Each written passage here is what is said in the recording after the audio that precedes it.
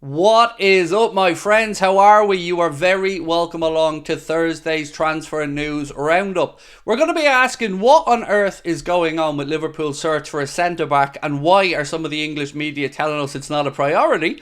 We're also going to be talking about our interest in wide players, particularly Kvaratskhelia and Michael Olise. And of course, we're going to be trying to fill you guys in on every little bit of information we have surrounding Liverpool's summer transfer business. So, after you've watched the video, what do we want you guys to do? Well, of course, we'd love to know your thoughts. Let us know in the comment section. Drop a like on the video if you enjoy it. And don't forget to hit that subscribe button. I'm going to get straight into it today. I'm not going to give you the hard sell on the live shows or anything because there's loads to get through. Last night, when I finished the live stream, news started to break about some Real Madrid breakthrough with Leny Yoro. Now, it got me concerned until I read it. This comes from Marca, who by all accounts are pretty much just a mouthpiece for Real Madrid over in Spain, in my opinion. They've said, breaking, Real Madrid have an agreement with Leny Yoro. It goes on to say Nacho's departure would activate a move for Leny Yoro, which is all well and good, and we knew Leny Yoro would come to an agreement with terms at Real Madrid, but they don't have a deal with Lille yet. So that kind of poses the question, are we just wasting our time?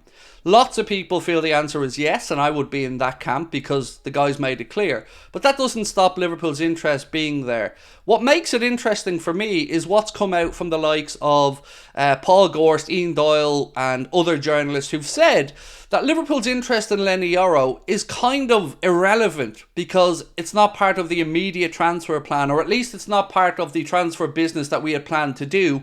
It's more of an opportunistic ploy. I don't know where to go with that. We either want the kid or we don't, but either way, the reports are that he's not part of Liverpool's immediate transfer business, and I'm a little bit confused by all of that. If you're still confused, I'll read it out to you and see what you think. So, this coming in from Ian Doyle that said, a new centre-back is at present not an immediate priority. Liverpool believe other areas of the squad require more immediate reinforcement. Leny Yoro is seen as separate to Liverpool's expected business.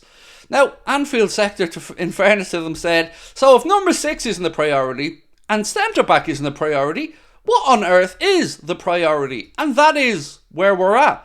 We're being told by journalists that every position pretty much isn't a priority. But then again, they were a priority at the end of last season. This is what I'm saying. Journalists need to just put their hand up and say they haven't got a clue, because we all know we need a centre-back. We lost one in Joel Matip. We absolutely need one, and we needed one last season. So to try and spin this to tell us fans that centre-back isn't a priority, okay, I get it. Maybe the club are trying to stealthily go about their business, and that's to be respected. But we're not idiots. Stop trying to tell us we don't need a centre-back when we clearly do.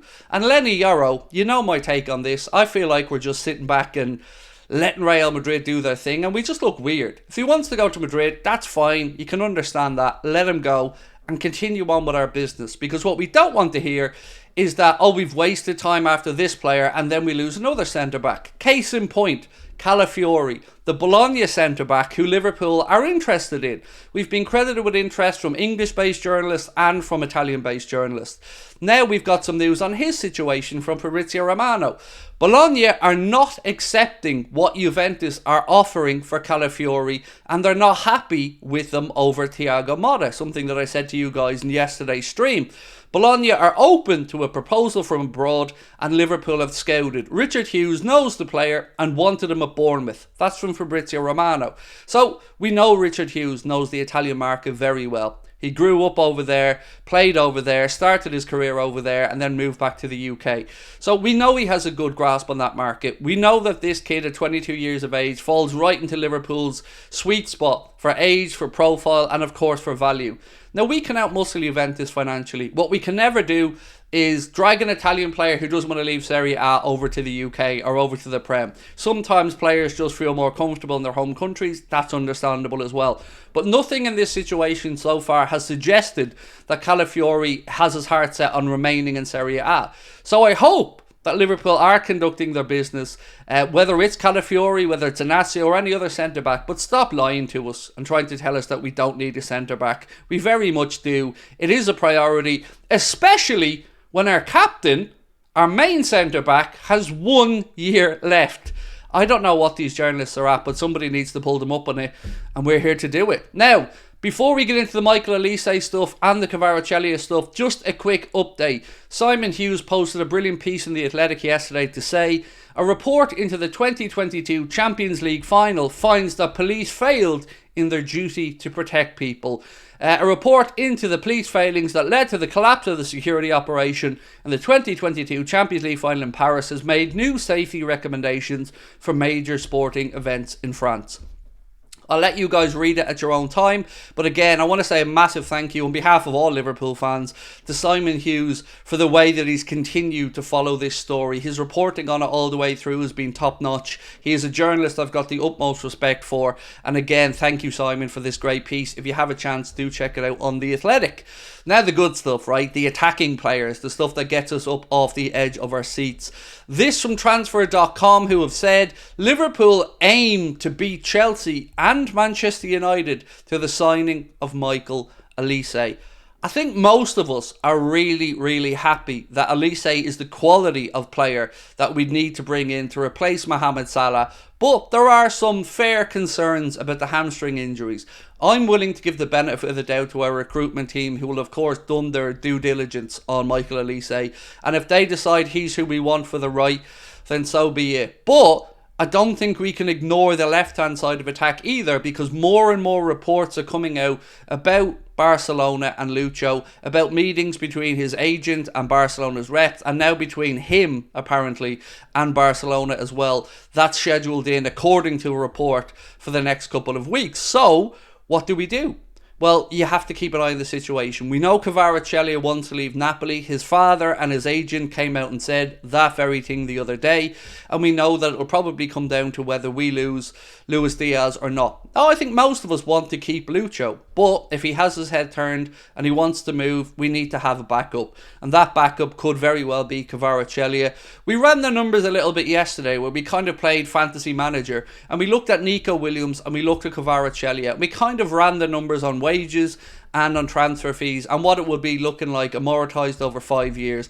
There's not too much in the difference from our guesstimation, so we could have a summer potentially where Olise comes in on one side and Kvaratskhelia comes in on the other side, or Nico Williams comes in on the other side.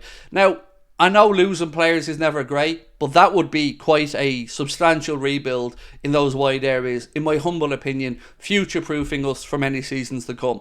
That's my take on it, but I want to know what you guys think. One, would you be happy with Michael Olise if Liverpool did follow up their interest? And two, what do you guys think about the Kvaratskhelia links? Because they are getting stronger as the days go on.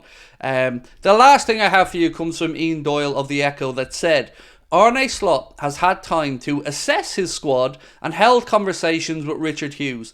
A new centre-back at present is not an immediate priority. The pursuit of Yoro is regarded as separate from Liverpool's expected transfer business this summer, which is kind of what I said to you at the start of the video.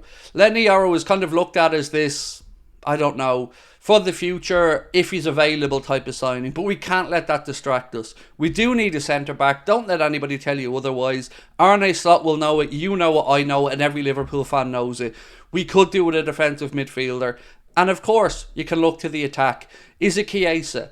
Is it Kvaratskhelia? Is it Olise on the other side? Nico Williams? These are all questions that I hope we get answers to soon. But from our side as fans, we need to let it be known that we're not idiots. Stop trying to spin us a yarn. Stop trying to send us in one direction so Liverpool can operate in the other. The journalists need to step up. You know or you don't know. Telling us all who we're not interested in isn't rocket science, but giving us actual information is what we need at this point. So, Ian Doyle, The Echo, and every other journalist that's telling us who we're not interested in, if you know, speak up. If you don't, shut up, because we're not idiots. We've said it all the way through. I'm going to come back tonight, give you guys an update. It might be live, it might be a recorded video. Do make sure your notifications are turned on. Thank you for tuning in. And honestly, I feel like we're going to get a signing before the end of this month. That's my own intuition. Over to you.